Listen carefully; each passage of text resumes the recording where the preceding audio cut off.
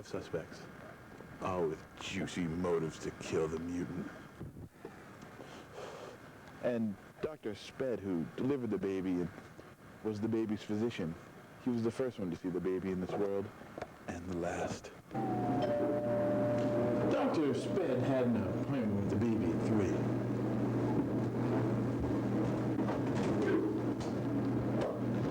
Hey, Dr. Sped, come on in. Gilchrist, how you doing? Hang in there.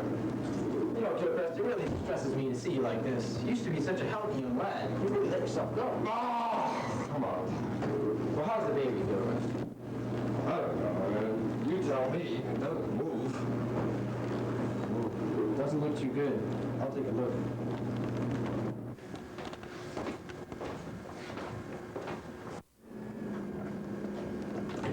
Dr. Spad, what's up with that kid of yours? Still kicking?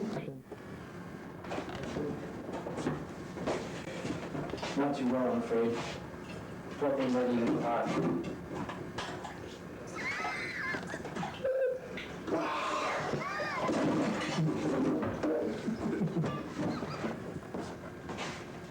The baby was found dead 3 hours later, in the very room Dr. Sped examined her in. First, Professor Moore, likely candidate for the vote for his research in DNA genetic experimentation. That's the question. Yeah. One fateful day after discovering the drug, Professor Moore became a tad hasty in his scientific process. Eureka! Finally, a genetically safe anti-mutational pill for women. That Nobel Prize is mine! Wait a second. Maybe I should check the data for the possible mutation. Fuck it, the prize is mine!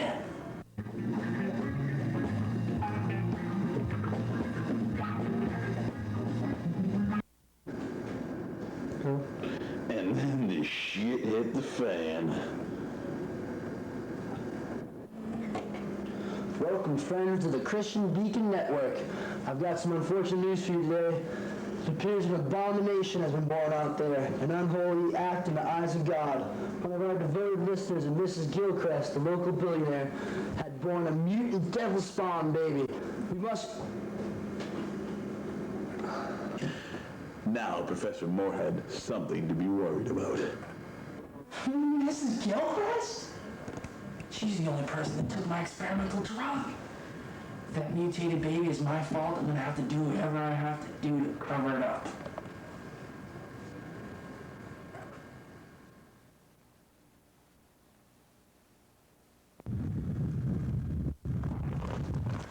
And Colonel Klug, who hasn't been quite with us since his infamous encounter in Rio with the Golden Skull. A shady character at best.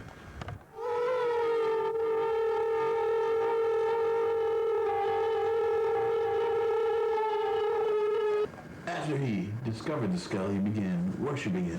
When he returned to the States, he started a fanatical cult and recruited disciples to obey the skull with him. At his wild rallies, he would preach infanticide, which is widely used in the worship of the skull.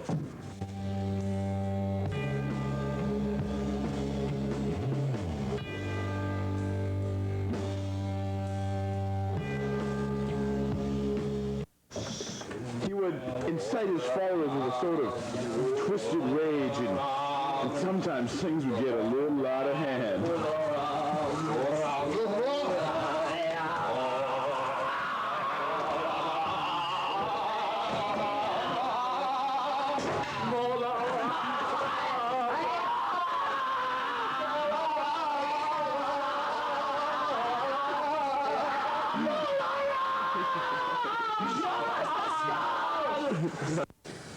Colonel Klug has come by the house many times, ranting about his pagan philosophies and spewing out theories about the Antichrist living in the Gilchrist mansion.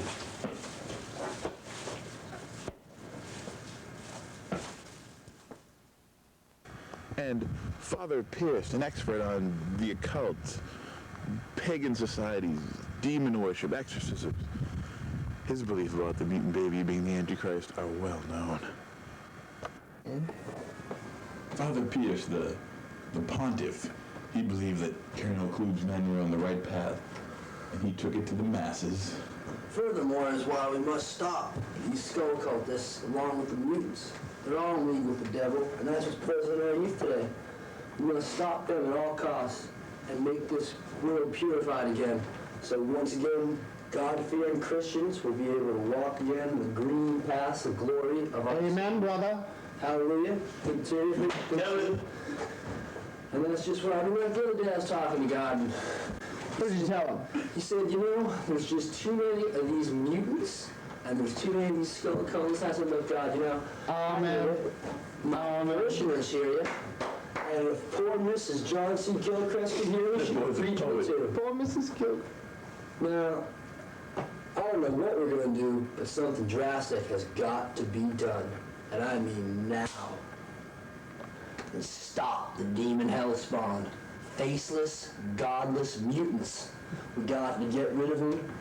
It's worse than communism, I'll tell you, brother. It's the next great step. Communism we've won, thanks to good Christian fundamentalism and hard-working republicanism. Now we got to turn those things to the mutants. And then the skull cultists, and then the homosexuals.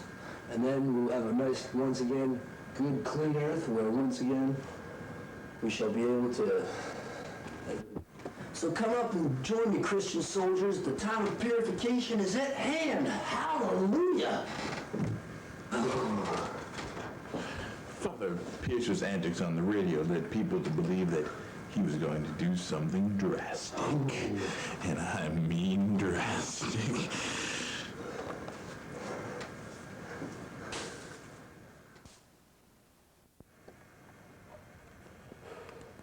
And Gilchrist, the brother, the other child, the human child, once a world-class athlete, now fallen angel.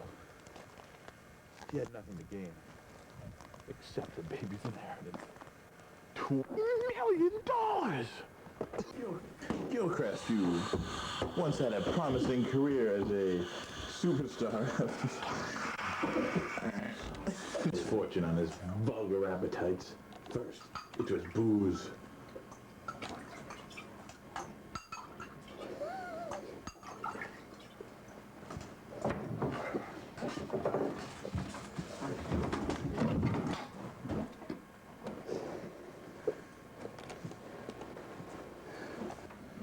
Then marijuana or reefer.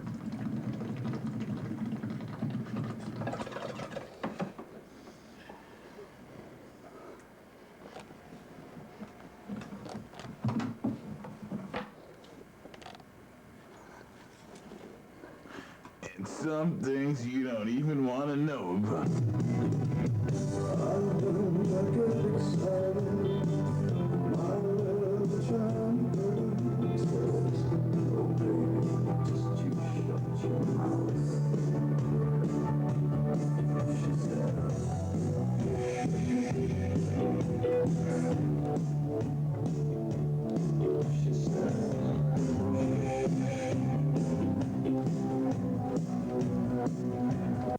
Gilchrist had become the disgusting, excessive behemoth that he is today.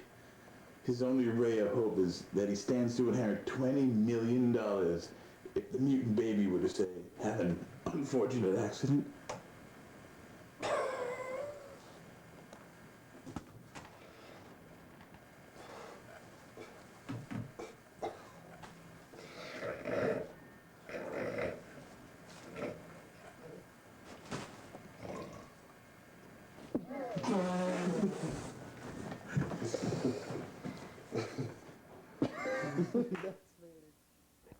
Died.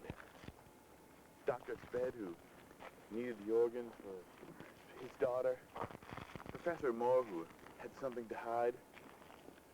Gilchrist, the fallen angel. Or was it Father Pierce, who believed the baby was an antichrist? Or was it Colonel Kluge, who claimed the skull had told him to rid the earth of all mutants? What do you think, Sgt Barko? You get it? Johannsen, this case takes us through several twists and turns, as we've discovered that all suspects have a possible motive.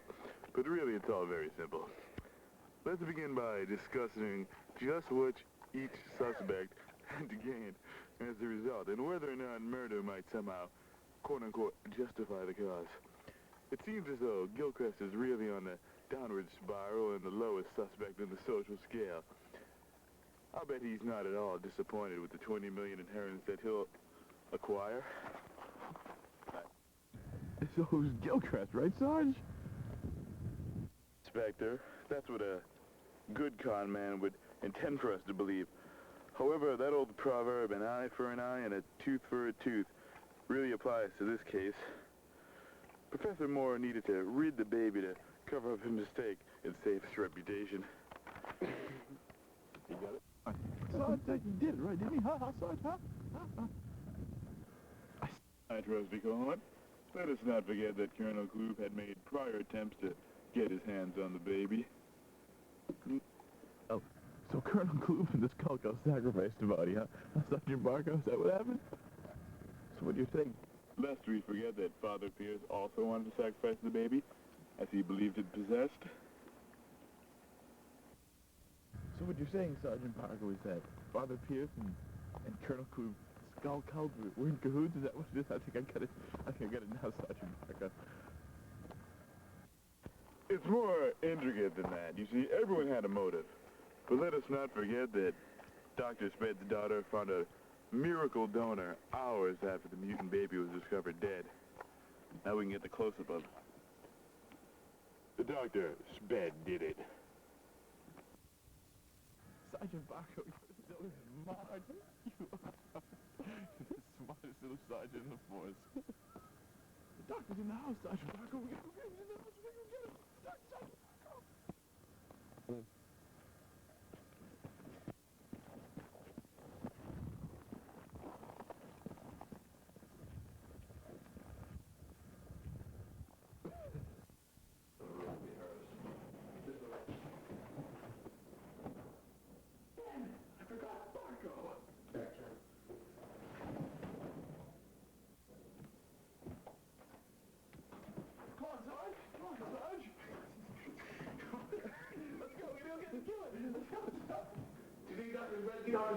Sergeant Barko. You're guilty, Sgt. Barko figured it all out. I'm putting you behind bars. Now let us fight, Inspector!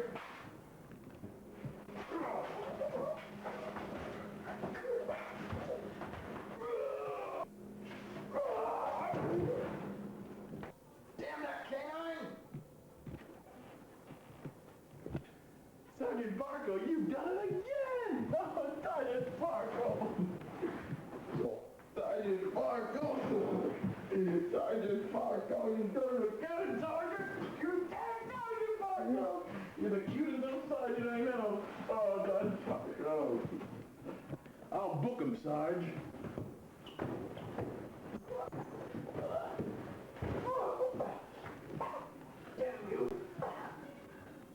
Action. I may have used